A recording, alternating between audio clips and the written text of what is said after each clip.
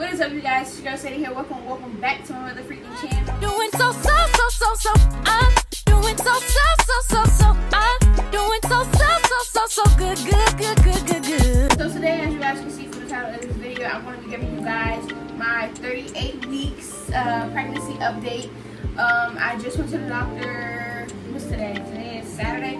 I just went to the doctor on Thursday, so I got some information. Got some things to update you guys on as far as like dilation, preterm labor, all the pains and aches, what to expect, and everything like that. Everything is just a new experience for me. It's been learning a lot. Google can be your best friend and your worst enemy at the same time. So I say, if you do become pregnant or if you are pregnant, please be careful on the stuff that you read on Google. Do not believe everything because everybody's body is different and everybody will experience different feelings, different aches and pains. You might not even feel aches and pains. You might not even get sick. You might not experience a lot of stuff. But this is my point of view on my 38 weeks and what I have been dealing with for the past 2 weeks, let's say. So yeah, let's go ahead and get into it. I have my iPad here for the questions and everything like that. So I'm just go ahead and go to the questions. You hear the fan in the background, please ignore that because child, it is hot in my room. I got this big old window that draws heat like no other. So I'm gonna go ahead and talk about is the Braxton Hicks. So if you don't know what Braxton Hicks are, they basically identify them as false contractions. You'll feel contractions, but it's not like you're in labor contractions. They say Braxton Hicks are a little bit less painful than the actual contractions, but they still hurt. They are kind of similar to like period cramps, but they are just a little bit more extreme for me. I have been getting more and more Braxton Hicks. Early on, probably around like when I first reached like 30 weeks, I experienced a lot of Braxton Hicks to the point where I was like in my mom's room, like crying to her, telling her like, this hurts, like I want to go to the hospital, thinking that I'm in labor. And I wasn't labor. All it was just me having Braxton Hicks. I have gotten seemingly worse, but not to the point where I know for sure, like, yeah, I'm in labor, I need to go to the hospital. It just gotten to the point where I just know what to do to basically try to calm them down and not so much be so stressed out and worried that something is wrong, and just walk it out, bounce it out, because I have an exercise ball. We'll get into that later, but they have gotten worse. The Braxton Hicks have gotten worse, but it's nothing that I can't handle. Doctor updates. Went to the doctor on Thursday. They checked my blood pressure, did my urine analysis, did blood work, everything like that. Basically everything that they do basically at every appointment besides blood work. My blood pressure was perfectly fine, perfectly normal. I did gain a pound since my last appointment, which is pretty good because at my last appointment they told me that I lost weight. They drew my blood, for personal stuff.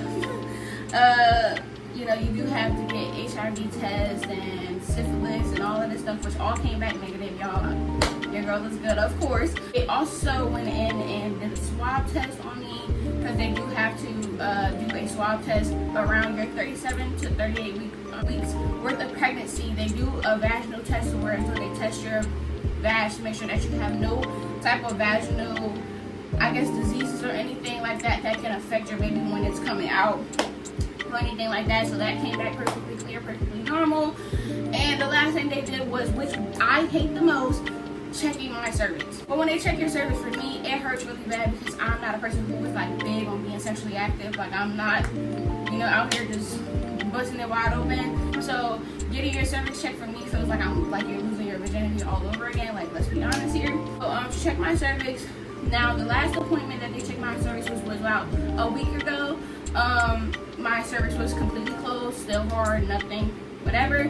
And so this recent appointment, we found out that I'm 3 centimeters dilated, which is so exciting to hear because your girl been doing her walking, I've been exercising, doing everything possible to try to get this baby out. We are now 2 weeks away from my actual due date, and let's hope and pray that he comes on or before his due date. I'm 80%, which means basically my cervix is 80% softened, which is 20% away from being 100% softened up to where it's like I'll be ready to give birth any day now, any week now. this mother side and, you know, come on. I have been experiencing, well, this is gonna be a little out there, but I have been experiencing a little bit more discharge than usual, which is very normal because they say it can be just extra discharge or it can be me losing my mucus plug. Me personally, I don't know what it looks like to lose a mucus plug. I've never lost any type of mucus plug, so I'm just going with the flow, expecting whatever to happen, whatever happens. It's a normal consistency, normal look for pregnancy, but it is kind of excessive. Talk about the new pains that I do feel. Although I do still get Braxton Hicks, sometimes I just have aches and pains because, you know, as the baby pushes down lower and lower into your pelvis and getting ready for labor, your hips start to open up and spread. Let me tell y'all, amount of pain my hips are being most of the time is crazy. Like, I get in pain in my hips from just standing too long, sitting too long, for just laying down too long on one side. Nothing really works. No pain medicine will help. Nothing like Tylenol. You can't take BC powders or goody powders while you're pregnant. So yeah, it's nothing. Like, you really have to just sit there and breathe through all of the pain. Sometimes warm baths can help, but you can't stay in the bath for, I believe it's like more than 10 minutes. You can use heating pads, but you can only stay on the heating pad for like a certain amount of time as well. So it's kind of like, at this point, just thug it out and call it a day.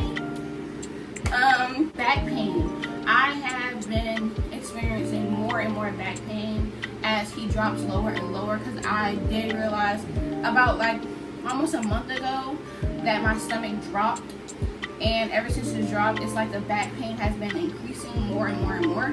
But I feel more pain more so in my right side. It spreads from my right side and goes around to my left side, but I just kind of like sit through it and try to walk it out. Like, I try to walk everything out, y'all. Honestly, let's just be real for it. And I try to walk literally everything I feel out.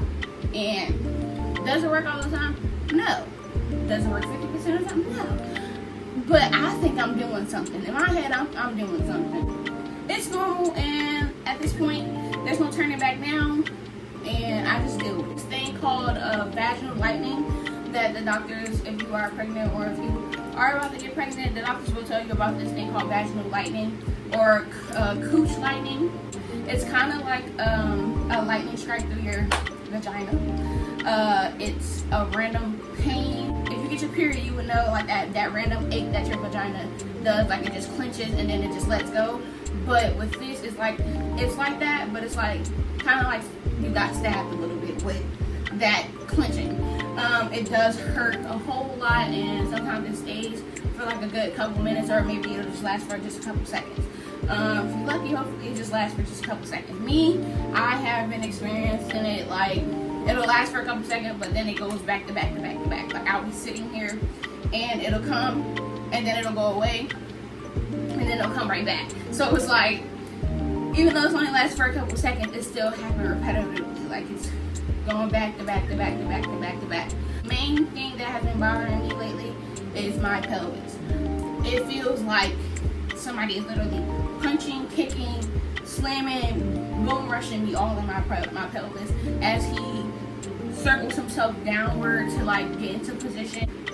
Yeah, and all of these are also signs of preterm labor, if I haven't said that already, which means you can be going any day, any week, however your body basically prepares for labor. And when your body is basically ready to go into labor is when it will happen. The baby's movements, I say from the beginning of when I first started feeling his movements, I felt them more flutters, more everything. But as you know, when your baby gets bigger and bigger and bigger, there's not enough space in the uterus, so you won't feel those real distinctive movements. It's kind of like those movements that you really have to catch. Me personally, he moves in the same spot, so I know when he's moving, I know when he's up and active, and I have like kind of like lessons, like he doesn't move as much anymore from my standpoint. It's basically too small in there for him. I'm not going to feel every movement that he makes. I'm not going to feel every kick that he kicks or any punches or anything or him turning. I'm not going to feel everything because it is too small in there for him. And when I catch him, I catch him. When I don't. It is also good that you do count your kicks. The doctor has told me before, you're supposed to get at least 4 kicks per hour. Like your baby is supposed to basically move at least 4 different times in 1 hour, which is kind of like, it's not retarded, but it's kind of like impossible because the baby does sleep at a certain point in time. So me personally, whenever he moves, and whenever he does start to move, I make sure that he moves those 4 times. He moves more than those 4 times in that 1 hour. He moves more than 4 times in 5 minutes. But whenever he does move, I do just count it whenever he moves, and I'm just starting to learn like his schedule of when he's up. Like usually he's up around 7 a.m. to 11 a.m. and then sleep through the afternoon, and then he's up from like 5 p.m. to like 10 p.m. So those hours I always like to count his kicks. Next thing I realized is that I have become very nauseous again, and very like I've been having a lot of stomach aches and like stomach pain, which is also another sign of pre-labor, which bothered me because I was only sick in the beginning of my pregnancy. Like I was only sick for like the first 2 months, like, and my doctor had prescribed me nausea medicine. So really I wasn't that sick, but I was sick for like the first 2 months of my pregnancy. And I hate throw up. If you know me, like I really hate throw up. I can't look at it, I can't feel it, I can't smell it. I hate throw up. So my first trimester was the worst for me. But I haven't been sick since then, but lately, for like the past few days, I have been waking up with more stomach aches, which it's like as soon as I wake up, I automatically have to eat. I can't wait those 20 minutes of just laying in bed like I usually do. Like I have to instantly, as soon as I wake up, I have to instantly get up and eat, or I'm going to feel sick. And sometimes if I don't eat something that is like more fulfilling to me, I'll end up feeling nauseous and having stomach aches. So it's like, somebody get this baby out of me because I'm over it. I have entered into my nesting stage. There are days where I feel like, well, if you don't know what nesting is, before I get into that, nesting is basically like when you have this burst of energy and you just clean it, and you have this mentality of you're preparing for something, but you don't know what you're preparing for at some point. But in all reality, you're preparing for your baby. And most of the time, the older folks like to say when you enter into the nesting stage, like that baby is about to come. So I have realized that at random moments, like mostly at night though, I have gotten this random burst of energy of wanting to just get up and clean. For some odd reason, what was this all about? Yesterday or the day before? I think it's the day before yesterday. The day before yesterday, I had got a random burst of energy and I just wanted to rearrange my whole room. For some odd reason, knowing down well I can't do that. I can't move not a piece of furniture at all. Y'all see how big I am? What furniture I'm gonna move? I did end up just taking like stuff off of my wall. I ended up just taking stuff off of my walls, putting it elsewhere. I started like basically refolding his clothes, all types of stuff, just randomly wanted to clean something. Even though my room was like clean, I just wanted to clean something. Sometimes I have to laugh at myself like, girl, it's 11 o'clock at night. Why are you trying to clean something? But I have entered into that stage of just wanting to clean, and always be organized. Like, I promise you, y'all, a water bottle can be sitting on my dresser and I'll get so irritated. An empty water bottle can be sitting on my dresser and I'll get so irritated. Like, I just want it to be spotless. Like, I really want it to be spotless. Like, I have to wake up in the morning and instantly make my bed.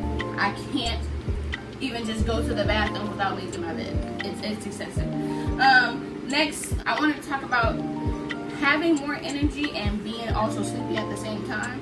There are certain moments where I have a lot more energy than usual. Like I just have to get up and go do something. Like I have to get up and go outside, maybe walk, explore. I don't know. I have random bursts of energy, a lot and a little bit. So it's kind of like 50-50. Sometimes I'm just like really dreadful and really sleepy and I don't want to get out of bed. And other days it's like I have to do something, I want to do something, I want to go outside. It's kind of 50-50.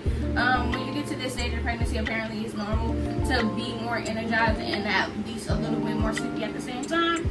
But me personally, I have been more on the energetic side rather than being more on the sleepy side. Yeah, that's really it for me. I have a good 2.5 weeks left worth of being pregnant, and I'm hoping by my next appointment that I have dilated some more so that they can just go ahead and start prepping me for labor because your girl is over it. But yeah, I'm not in no rush. Whenever he does decide to come is when he does decide to come. I'm hoping to meet him really, really soon. So ready to hold my baby boy. But you guys, that's gonna be it for this video. I hope you guys enjoyed. I hope I gave you guys some insight on things that you didn't know. If you knew already, kudos to you. But yeah, I'll keep you guys updated. I don't have anything else to say. Until next time, America, peace. And as always, stay beautiful, my loves. Doing so. I'm doing so. I'm doing so good.